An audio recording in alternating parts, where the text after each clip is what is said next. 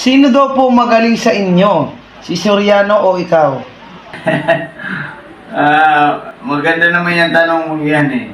Wala naman magaling sa amin ni Soriano. Si Soriano ay isang alipin ng Diyos yan. At ako rin ay alipin ng Diyos. Walang magaling kundi ang Diyos.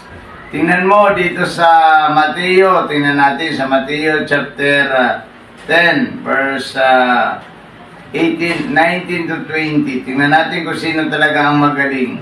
Kapag nililitis kayo, huwag kayong mabalisa tungkol sa sasabihin ninyo o kung paano ninyo sasabihin. Pagdating ng oras, ito'y ipagkakalob sa inyo, sapagkat hindi kayo ang magsasalita, kundi ang Espiritu ng inyong Ama ang magsasalita sa pamamagitan ninyo.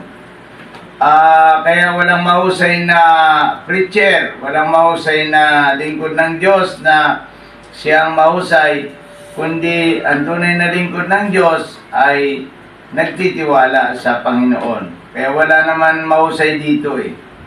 Kung inaamin nilang mahusay sila, pero ako hindi ko inaamin na mahusay ako.